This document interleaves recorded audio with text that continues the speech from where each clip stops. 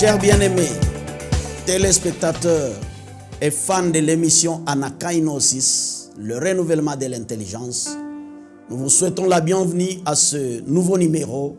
Nous croyons qu'ensemble, Dieu va nous bénir à travers ses enseignements. Mais avant toute chose, nous voulons tout abandonner entre les mains de l'Éternel. Prions. Éternel notre Dieu, nous ne sommes qu'un vase. Et nous nous abandonnons entre tes mains pour que tu puisses parler à ton peuple. Que ces enseignements viennent de toi et que ça vienne bâtir encore ton église, fortifier encore ton église. Du début à la fin, nous croyons que tu es le maître de tout. Et je prie à ce que tu puisses toucher toute personne qui nous suit. S'il a des problèmes, Seigneur, s'il a des problèmes, tu es le Dieu qui rencontre nos besoins et qui pourvoit nos besoins. Bénis tout le monde qui nous soutient d'une manière ou d'une autre. Fais du bien à ton peuple. Au nom de Jésus, j'ai ainsi prié. Amen. Chers bien-aimés, nous avons ce nouveau numéro et Dieu m'a mis à cœur de parler de quelque chose qui est à la une.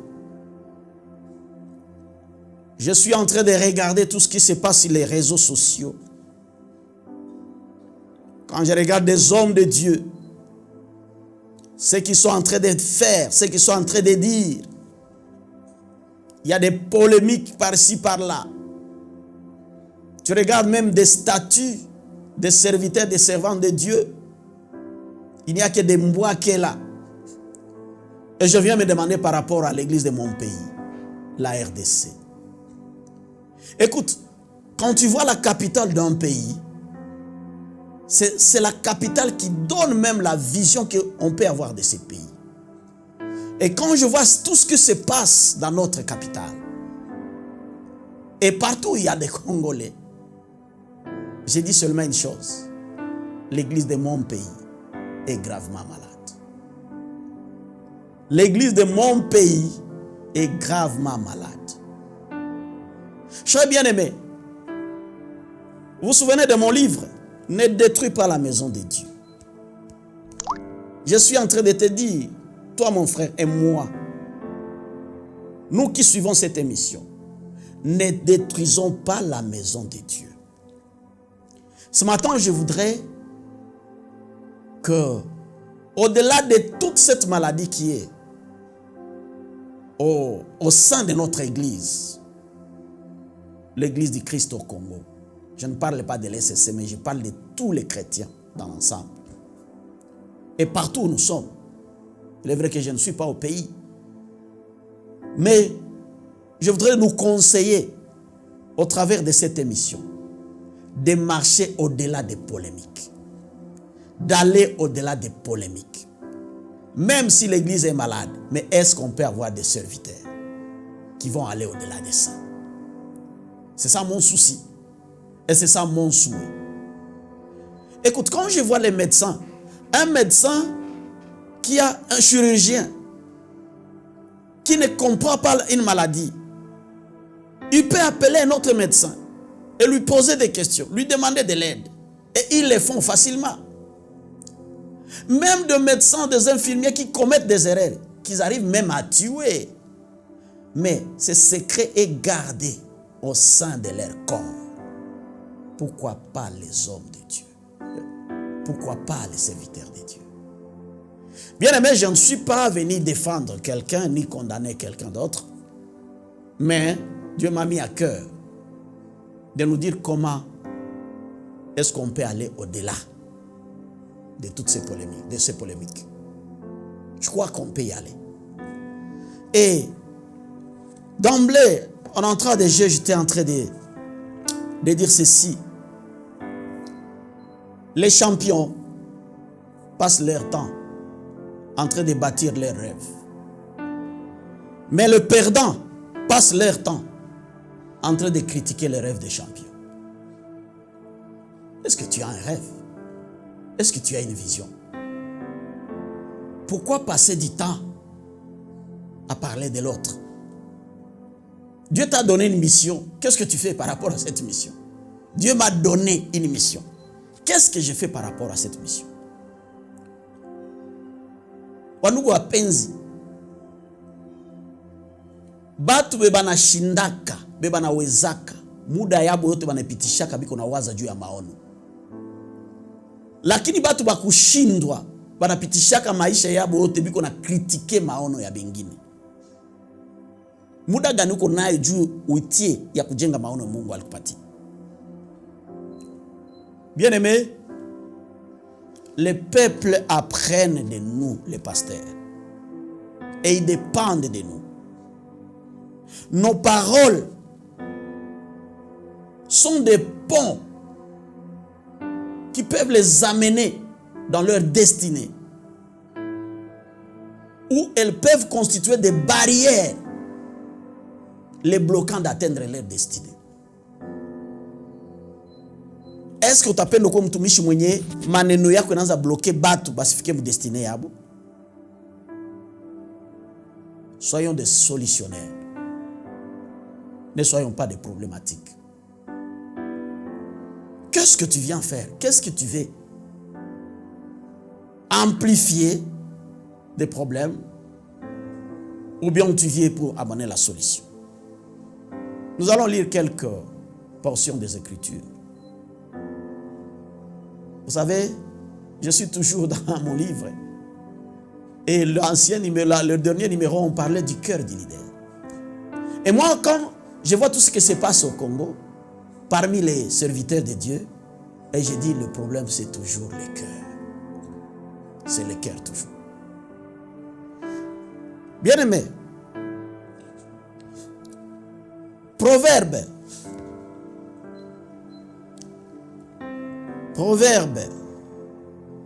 12, 13 dit ceci. Il y a dans le péché des lèvres un piège pernicieux. Il y a dans le péché des lèvres un piège pernicieux. Mais les justes se tirent de la détresse. Midomo yetu, mona zambi. Le chapitre 13 dit, au verset 2, par le fruit de la bouche, on jouit du bien. Le fruit de la bouche. C'est ce qui nous aide, la partie A, ce qui nous aide à jouir du bien. Vous n'êtes pas sans oublier que la vie et la mort sont au pouvoir de la langue, de la bouche. Maintenant, qu'est-ce que nous sommes en train de transmettre dans tout ce que nous sommes en train de faire? Qu'est-ce que nous transmettons? J'aimerais aller à la page 72 ou 72 de mon livre, Ne détruis pas la maison de Dieu. Et là, il est dit ceci, dans Matthieu 12, 33 à 37. Si un arbre est bon, ses fruits seront bons. Si un arbre est malade, ses fruits seront mauvais. En effet, on reconnaît un arbre à ses fruits. Espèce de vipère, vous êtes mauvais. Alors, comment est-ce que vous pouvez dire de bonnes choses? Comment est-ce qu'on peut dire de bonnes choses si on est mauvais, naturellement? En effet, ce qui remplit le cœur de quelqu'un, voilà ce qui sort de sa bouche. Bien aimé, quand je vois tout ce qui se dit, tout ce qui s'écrit, ça reflète l'image de l'homme de Dieu congolais. Je ne dis pas que c'est tous, mais je suis en train de demander, si vous allez me suivre quand Anifata, Mungu atusaidie. La personne qui est bonne tire le bien de son cœur, qui est plein de bonnes choses. La personne qui est mauvaise tire le mal de son cœur, qui est plein de mauvaises choses. Oui, je vous l'ai dit, les jours où Dieu jugera les gens, ils devront rendre compte de toutes les paroles inutiles qu'ils ont dites. Est-ce que nous savons que nous rendrons compte de toutes les paroles inutiles que nous sommes en train de dire? Est-ce que nous voulons passer seulement aux médias, aux réseaux sociaux, nous voulons seulement écrire? Est-ce que nous savons très bien que nous rendrons compte par rapport à ça? En effet, c'est d'après tes paroles que Dieu dira si tu es innocent ou coupable. On ne dit pas les actes. La Bible dit d'après nos paroles. D'après nos paroles. Marc 7, 14 à 23 dit ceci. Ensuite Jésus appelle de nouveau la foule et il dit aux gens, vous tous écoutez-moi et comprenez bien ceci. Aucune chose de l'extérieur ne peut rendre une personne impure quand elle entre en elle.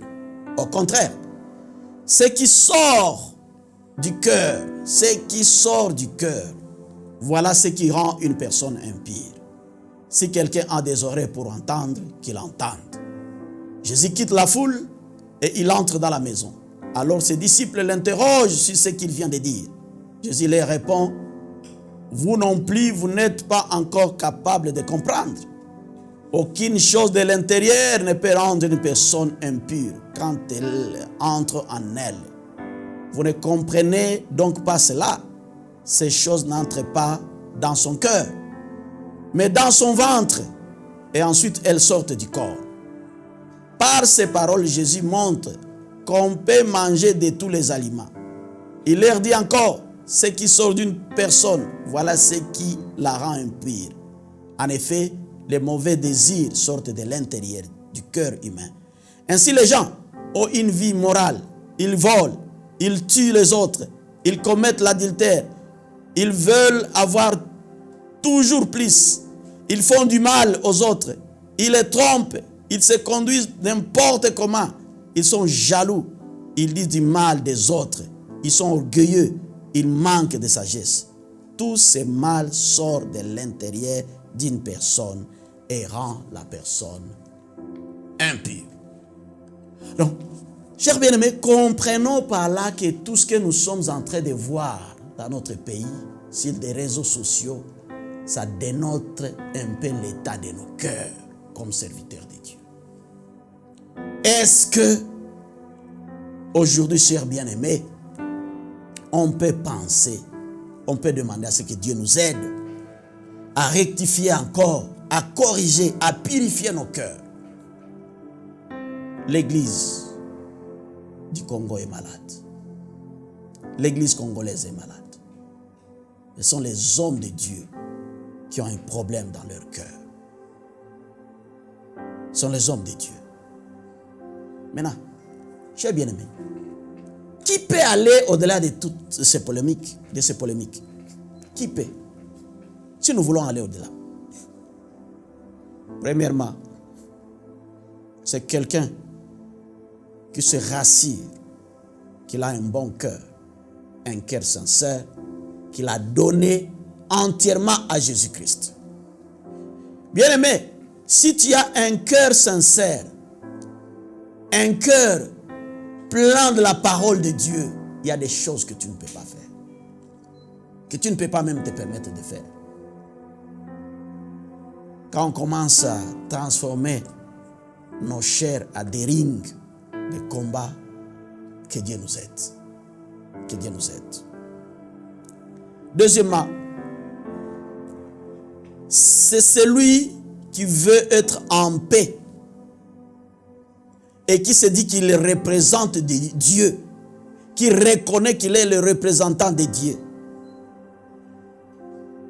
Et non pas quelqu'un qui veut se faire un nom. Si tu veux te faire un nom, c'est sûr que tu resteras en polémique avec des gens. Mais si tu te dis que tu es représentant de Dieu, tu diras ce que Dieu te demande de dire. Et non ce que tu veux. Vous vous souvenez de Genèse 11, le problème de la tour de Babel, le verset 4. Il se disait, allons, bâtissons, faisons-nous un nom. Donc tout ce qu'il faisait, c'était pour qu'il se fasse un nom. Chers bien-aimés, est-ce qu'on peut représenter le nom de Jésus? Tunaweza tembea juu tubebe tukue ba apôtre ya Yesu Kristo. Tuende tutangaze Yesu. Olia kutafuta grandeur, tunatafuta majina, tujifanyie majina, mwisho tunaenda na chafula mengine. Beaucoup de compétitions que nous avons, c'est parce que nous voulons nous faire des noms. Nous voulons nous faire des noms.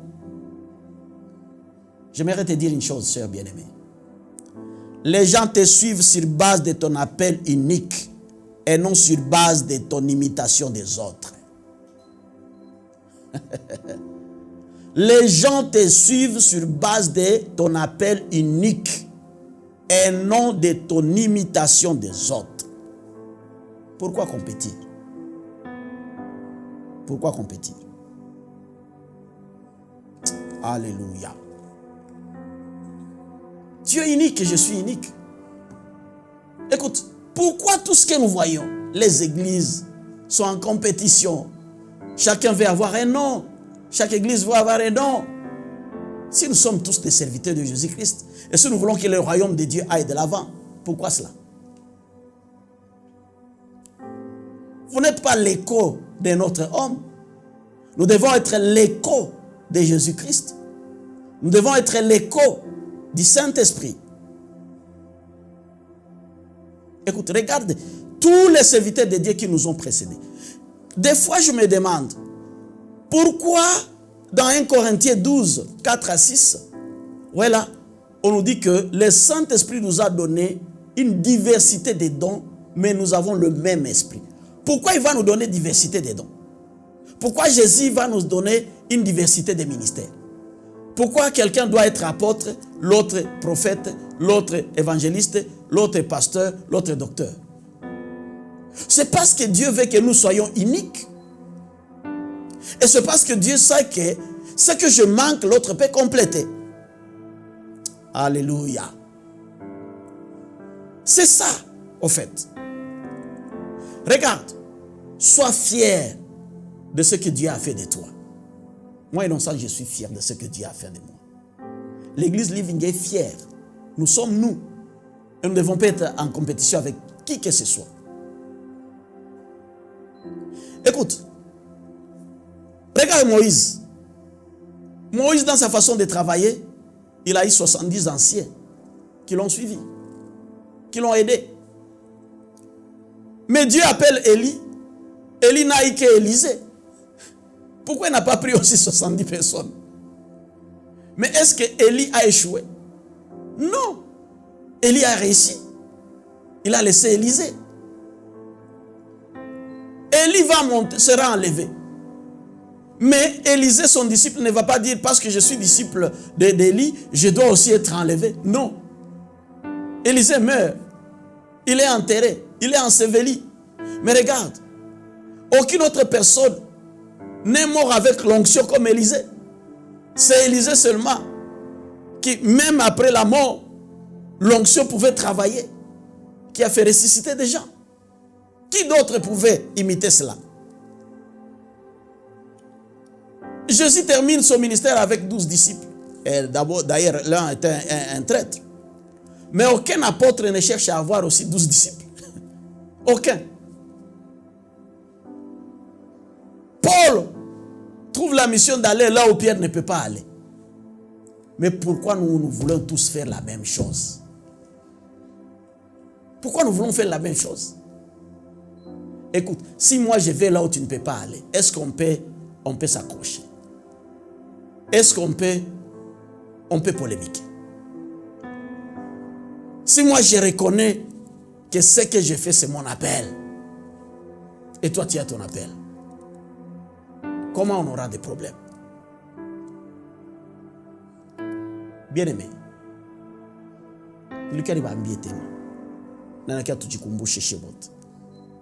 chacun a son audience que Dieu a préparée d'avance. Chacun a son audience que Dieu a préparée d'avance. Il y a quelqu'un qui a été appelé pour les masses. Lui, il peut être des types de genre Renard Bonk. Il a été préparé pour ça. Quelqu'un d'autre a été préparé pour la guérison. Quelqu'un d'autre, c'est un prophète. Quelqu'un d'autre, c'est un enseignant. Il faut mettre en tête, cher bien-aimé, que tout le monde ne peut pas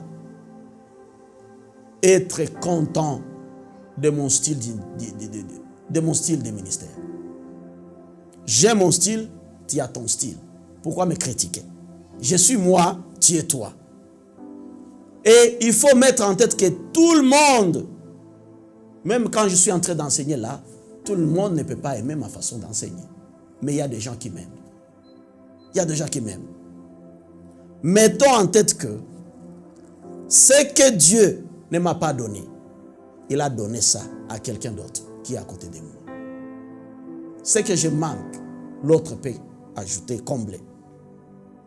Tout ce que je demande, c'est l'amour. Tout ce que nous sommes en train de faire là, ça n'honore en rien Jésus-Christ. Et ce n'est pas de l'évangélisation. Ça trahit Christ. Ça fait la honte à l'Église. Ça fait la honte à Jésus-Christ. Ça fait la honte à tous les serviteurs de Dieu.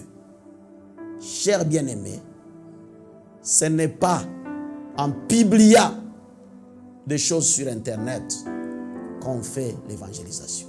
C'est faux. L'évangélisation, l'évangile, c'est une bonne nouvelle. Ce n'est pas une mauvaise nouvelle. Une bonne nouvelle de l'amour de Jésus-Christ qui est venu, qui est mort pour nous racheter. C'est ce que nous devons prêcher. Je demande, chers bien-aimés, prêchons Christ. Ne prêchons pas les gens. Si nous avons des statuts, mettons des versets bibliques et non pas des bois qu'est là. Prêchons Christ. Amenons la barre vers le haut. Montrons aux gens que nous sommes là comme un modèle. Si nous, on peut être en train de polémiquer, comment sera l'état des brebis que Christ nous a donné? Je dis merci. Je crois que cette parole a aidé quelqu'un et que tu vas la transmettre aussi à quelqu'un d'autre afin que nous bâtissions encore notre église. La maison de Dieu ne doit pas être détruite. Nous devons la bâtir. Que Dieu nous aide, qu'il nous fasse du bien et qu'il marche avec nous. Mungu atubariki na tutendee mema. Shalom.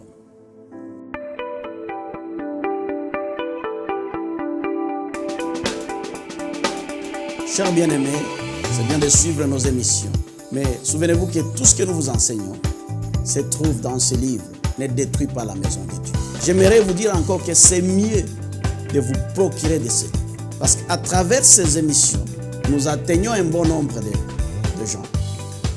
Mais au travers de vous, on peut encore atteindre beaucoup plus. Tout ce que nous voulons, c'est bâtir le corps de Christ.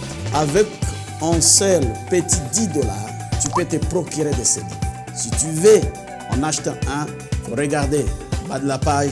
Vous allez voir un numéro et une adresse email que vous pouvez contacter et vous allez vous procurer de ces livres. Investissez dans le royaume de Dieu. Investissez dans notre ministère, Innocent Ministries, en faisant ce petit geste. Vous allez nous bénir et nous serons aussi une bénédiction pour vous. Merci beaucoup et que Dieu vous bénisse.